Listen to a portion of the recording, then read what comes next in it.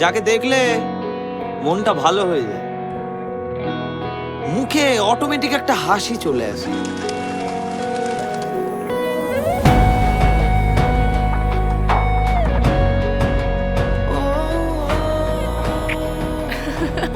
যাকে সব সময় দেখতে ইচ্ছা করে, বুঝলি?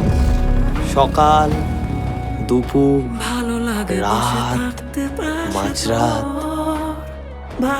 সে যখন কথা বলে বাকি দুনিয়াটা একেবারে আউট ফোকাস হয়ে যায়।